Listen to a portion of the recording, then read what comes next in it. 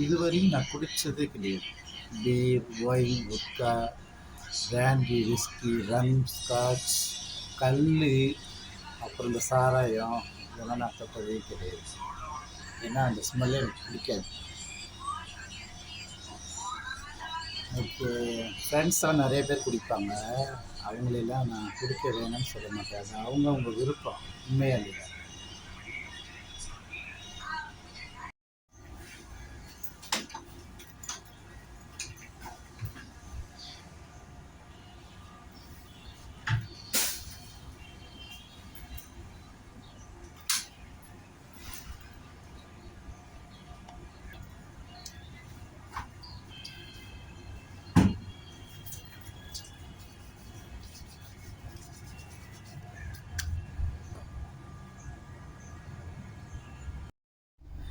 இந்தியாவில் இருந்து தமிழ்நாட்டிலேருந்து இங்கே நிறைய பேர் மலேசியாவுக்கு வேலைக்கு வந்திருக்காங்க. அவங்களாம் சரியான குடி.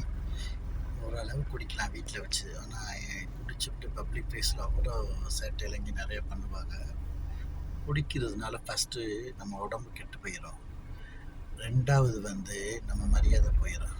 மூணாவது நம்மளோட வயசான தோற்றம் மாதிரி வந்துடும். நாலாவது வயசு இருக்கும்போதே சம்பாதிக்கணும். இதை தவற விட்டோம் வச்சுக்கோங்க, அவ்வளோதான் லைஃப். இப்போ ஊர்லேருந்து நிறைய பேர் இங்கே வர்றாங்க சம்பாதிக்கிறது. நல்லா சம்பாதிக்கலாம், அழகான லைஃப் ஸ்டைல் இருக்குது. ஆனால் அதெல்லாம் விட்டுட்டு குடி குடி குடி மற்ற விஷயம், அப்புறம் சிகரெட்டு, என்னென்னமோ இதெல்லாம் கிடைக்கும். ஆனால் நம்ம உடம்பு போயிடும். அப்புறம் லைஃப்பில் நம்ம சம்பாதிக்கிற காசெல்லாம் தவற விட்டுட்டு வச்சுக்கேன், கொண்டாடி பிள்ளைலாம் கஷ்டப்பட்டுரும். கல்யாணம் ஆகாத ஆளுக அவங்க வயசு போயிடும். காசு சேர்க்கலைன்னா கல்யாணமே நடக்காது. வெளிநாட்டுக்கு வேலைக்கு வர அவங்க வீட்டில் உள்ளவங்க நம்பி தான் அனுப்புகிறாங்க. தான் கணவர் போய் நல்லா சம்பாதிக்கணும், தான் மயம் போய் நல்லா சம்பாதிக்கணும் அப்படின்னு. அதெல்லாம் இங்கே வந்தோன்னா ஒரு சில பேர் காற்றுல பறக்க விட்டுறாங்க. ஒரு சில பேர் கிடையாது, 100% 65% விழுக்காடு, பேலன்ஸ் 35 விழுக்காடு தான் கொஞ்சம் ஒழுக்கமாக இருக்காங்க. அதெல்லாம் காற்றுல பறக்கிறாங்க. இப்போ தெரியாது. இன்றைக்கி ஒரு பசங்களை பார்த்து நம்ம கல்யாணம் பண்ணுறோன்னு வச்சுக்கோங்க, ஒரு பெண் வீட்டார் முதல்ல அந்த பசங்களுக்கு ஃபுல் மெடிக்கல் செக்கப் பண்ணுங்கள்.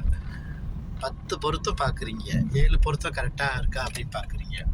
ஆனால் வெறும் வயிற்றில் கூட்டிகிட்டு போய் அவங்களோட கிட்னி, லிவர், லங்ஸ், ரத்தத்தில் கலக்கிற ஜீன்ஸ் எல்லாத்தையும் நீங்கள் முறையாக ஒரு நல்ல ரத்த கிளினிக் கூட்டிகிட்டு போயிட்டு நல்லா செக் பண்ணி பார்த்துட்டு பெட்டரில் பார்த்தீங்கன்னா அப்படி இருக்கு.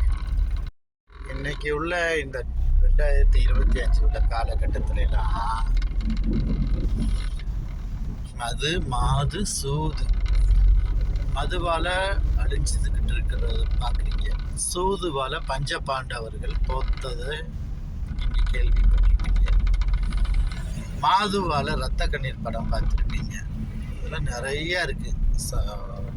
லைஃப்பில் டிசிப்ளின் இல்லைன்னு வச்சுங்க, கஷ்டம்.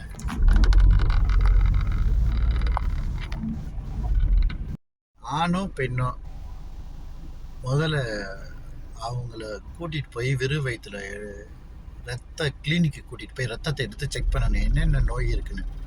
ஸோ எந்த நோய் இல்லைன்னா 100% நம்பி கல்யாணம் பண்ணலாம். சில ஆண்களுக்கு ஆண்மை குறைவையெல்லாம் குடிக்கிறதுனால நிறையா ஏற்படுது. ஸோ அதுக்கப்புறம் குடும்பத்தில் பல பிரச்சனையெல்லாம் உண்டாக்குது. நம்ம சோசியல் மீடியாவிலலாம் பார்க்குறோம், பக்கத்துலேயே நடக்குது. இதெல்லாம் கேள்விப்பட்டு தானே இருக்கலாம். இதெல்லாம் முன்னாடியே தெரிஞ்சுக்கிட்டால் நல்ல விஷயம் தானே.